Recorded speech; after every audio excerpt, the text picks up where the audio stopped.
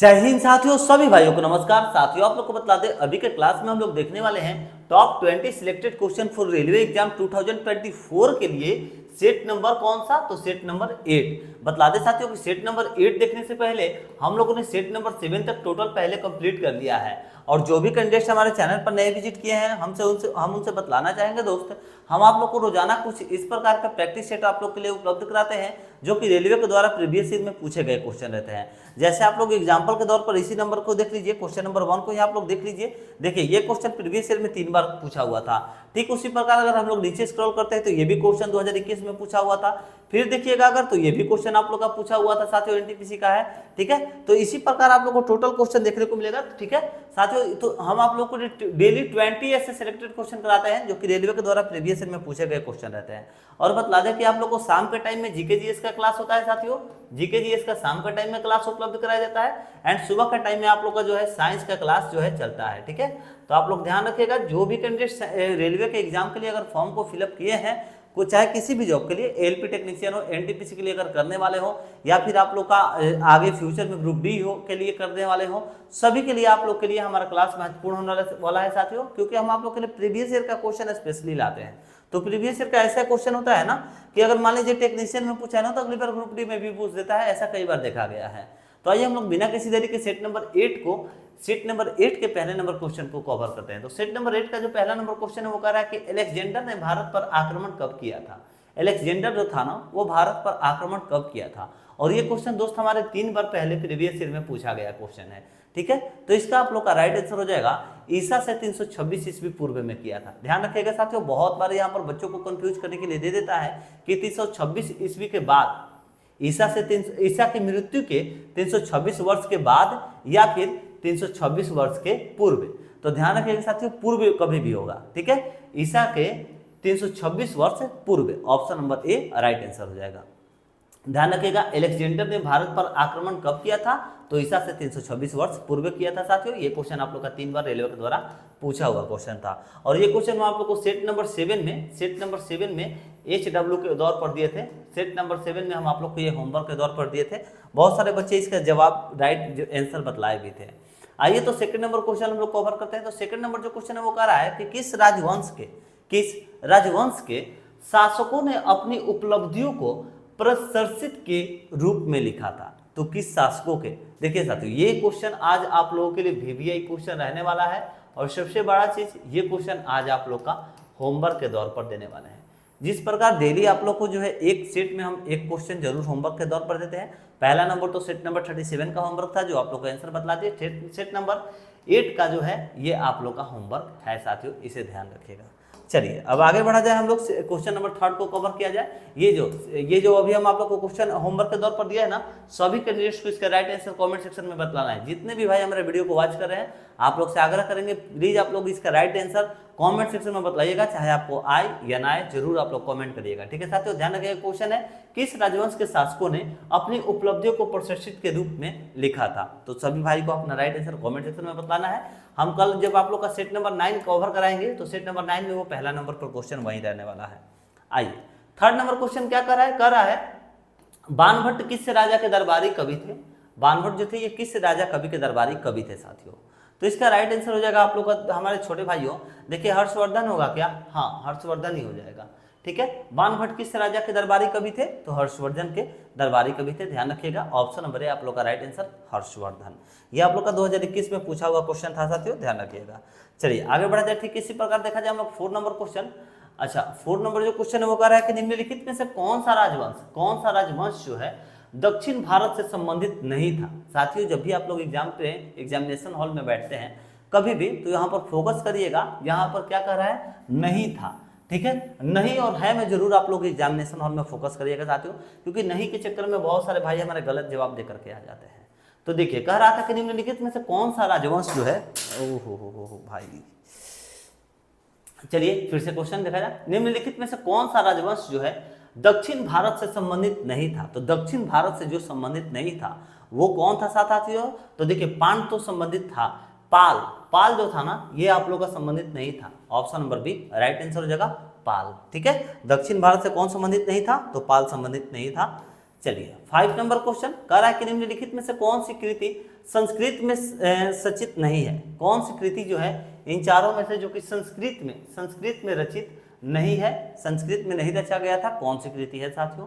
तो देखिए यहाँ पर हो जाएगा आप लोग का तिरुकुल्लुरल नहीं होगा शायद, हाँ यही होगा, यही आप लोग का संस्कृत में थोड़ी लिखा गया था। ऑप्शन नंबर यही राइट आंसर हो जाएगा, ठीक है, ध्यान रखिएगा। चलिए आगे बढ़ा जाए, देखा जाए हम लोग 6 नंबर क्वेश्चन।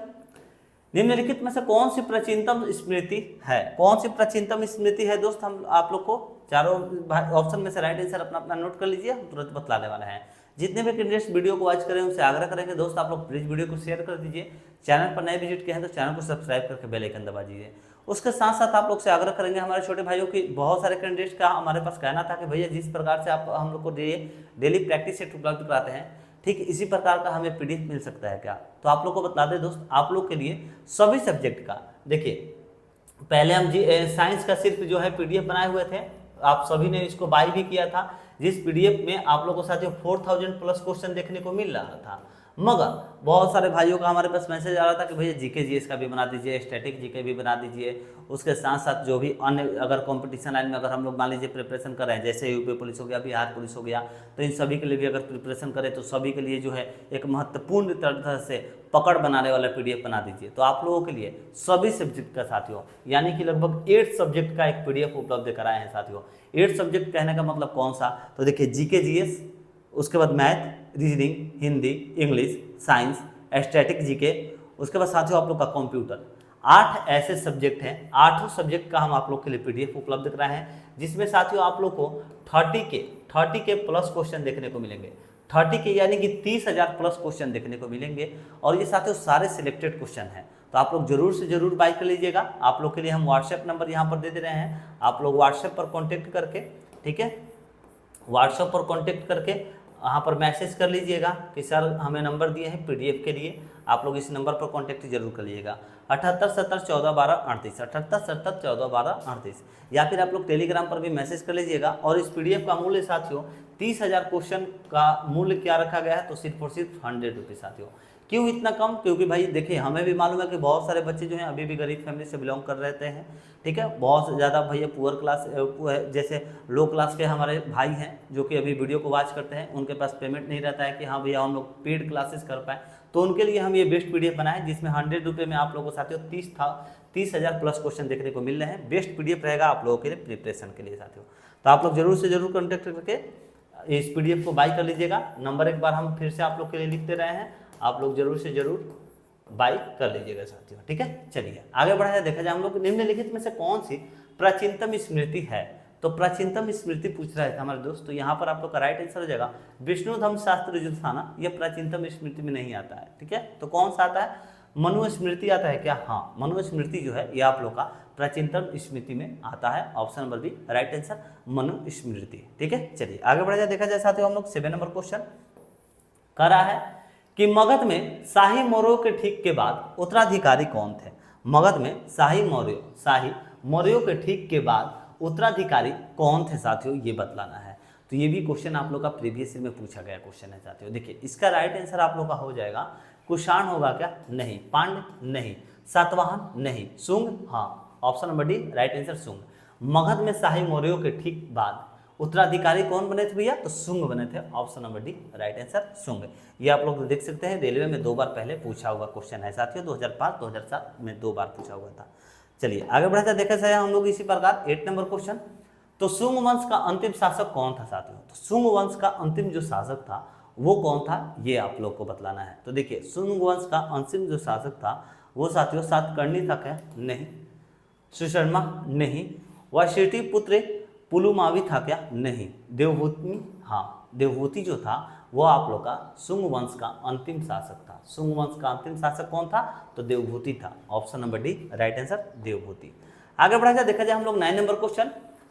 तो गौतमी पुत्र सातकर्णी किस वंश का शासक था? गौतमी पुत्र सातकर्णी जो था वो किस वंश का शासक था साथियों? तो देखिए यहाँ पर शुंग वंश का नहीं, कुषाण वंश का नहीं, राष्ट्रकूष वंश का नहीं, सातवाहन वंश का था। सातवाहन वंश का, option number D right answer Satavahana वंश का। चलिए आगे बढ़ा जाए, देखा जाए हम लोग 10 नंबर क्वेश्चन। भारतीय राष्ट्रीय पंचांग किस नाम से जाना जाता था? जो भारतीय राष्ट्रीय पंचांग था वो पहले किस नाम से जाना जाता था, ये पूछ रहा है साथियों। सॉरी, किस नाम से अभी भी जाना जाता है, ठीक है, जाना जाता था नहीं, ये तो हो ही गया भैया कि भारतीय राष्ट्रीय पंचांग, ठीक है, उसे अब किस नाम से जाना जाता है ये यहाँ पर पूछ रहा है। तो देखिए भारतीय राष्ट्रीय पंचांग जो है ना वो शक सनमत के नाम से जाना जाता है। Option number D right answer हो जाएगा साथियों। ध्यान रखिएगा कौन सा, शक सनमत। चलिए आगे बढ़ा जाए, देखा जाए हम लोग यहाँ पर 11 नंबर क्वेश्चन को। 11 नंबर क्वेश्चन क्या कर रहा है, शक पंचांग का प्रथम मास होता है, शक पंचांग का प्रथम मास होता है, कौन सा होता है भैया, सभी भाई को अच्छे से मालूम होना चाहिए। देखिए भैया बिहार और यूपी के हैं तो अच्छे से मालूम होना चाहिए, चैत होता है, ठीक है, चैत। चलिए आगे बढ़ा जाए, देखा जाए साथियों हम लोग 12 नंबर क्वेश्चन। 12 नंबर क्वेश्चन कौन सा हो जाएगा, प्राचीन भारत में चिकित्सा शास्त्र पर ग्रंथ लिखा था। देखिए सबसे बड़ा क्वेश्चन भैया, ये क्वेश्चन आप लोग का रेलवे के द्वारा पहले 5 बार पूछा हुआ है। हम इसीलिए बोलते हैं कि हम आप लोग के लिए ऐसे सिलेक्टेड क्वेश्चन लाते हैं जो कि रेलवे के द्वारा बार बार पूछे गए रहते हैं। ये क्वेश्चन पहले 5 बार क्वेश्चन पहले पूछा हुआ था, इसे ध्यान रखिएगा। आइए क्वेश्चन देखते हैं ये क्वेश्चन कौन सा है। तो कह रहा है कि प्राचीन भारत में चिकित्सा शास्त्र पर ग्रंथ लिखा था, तो किसने लिखा था दोस्त, आप लोग को राइट आंसर यहाँ पर बतलाना है। तो देखिए यहाँ पर प्राचीन भारत में चिकित्सा शास्त्र पर ग्रंथ कौन लिखा था, तो आर्यभट्ट ने नहीं, नागार्जुन ने नहीं, वाल्मीकि ने नहीं, चरक ने लिखा था भैया, किसने, चरक ने लिखा था। Option number D right answer. और ये क्वेश्चन रेलवे के द्वारा पहले 5 बार पूछा हुआ क्वेश्चन है, ध्यान रखिएगा। चलिए आगे बढ़ा जाए, देखा जाए साथियों हम लोग इसी प्रकार 30 नंबर क्वेश्चन, आयुर्वेद का जनक किन्हें कहा जाता है, आयुर्वेद का जनक किसे कहा जाता है, ये क्वेश्चन पहले 3 बार क्वेश्चन पूछा हुआ है, ठीक है। आयुर्वेद का जनक किसे कहा जाता है, तो आयुर्वेद का जो जनक है वो मनु को कहा जाता है क्या, नहीं, चरक को, हाँ चरक को कहा जाता है। आयुर्वेद का जनक चरक को कहा जाता है। Option number B right answer हो जाएगा साथियों। चलिए ध्यान दिया जाए, अब हम लोग 40 नंबर क्वेश्चन को, जो भी कैंडिडेट्स अभी तक वीडियो को शेयर नहीं किए हैं उनसे आग्रह करेंगे दोस्त प्लीज़ आप लोग वीडियो को शेयर कर दीजिए, उसके साथ चैनल पर नहीं विजिट किए हैं तो सब्सक्राइब कर लीजिएगा रोजाना ऐसे प्रैक्टिस सेट को करने के लिए साथियों। चलिए ईसा पूर्व द्वितीय सदी में कागज बनाने की कला को किसने खोजा है, बताइए साथियों, चीनियों ने, रोमनों ने, ग्रीकों ने या फिर मंगोलों ने।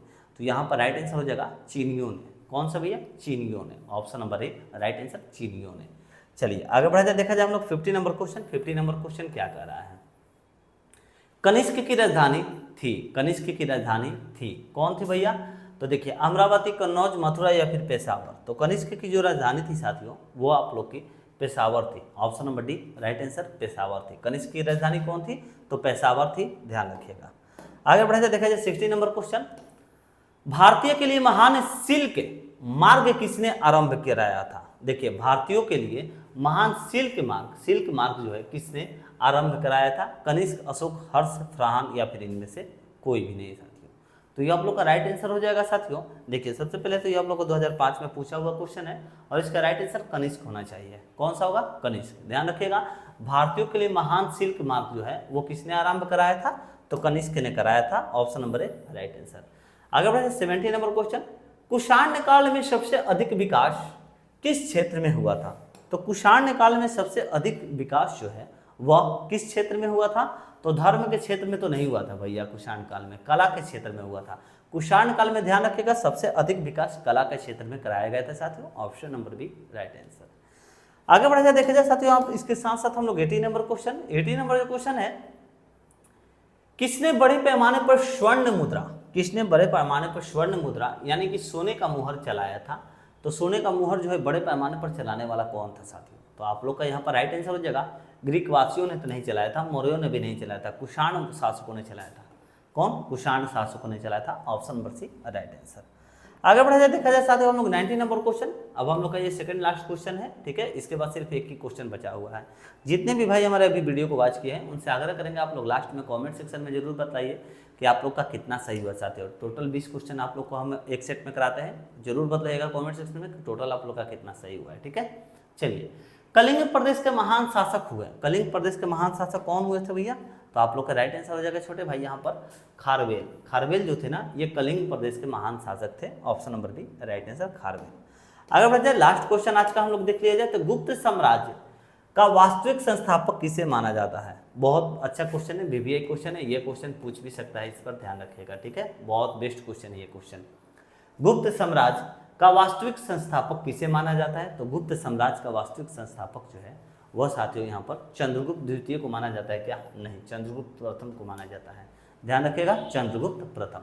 इसके साथ साथियों आज हम लोगों ने कवर किया प्रैक्टिस सेट नंबर 8 को। ठीक इसी प्रकार कल हम लोग कवर करेंगे प्रैक्टिस सेट नंबर 9 को।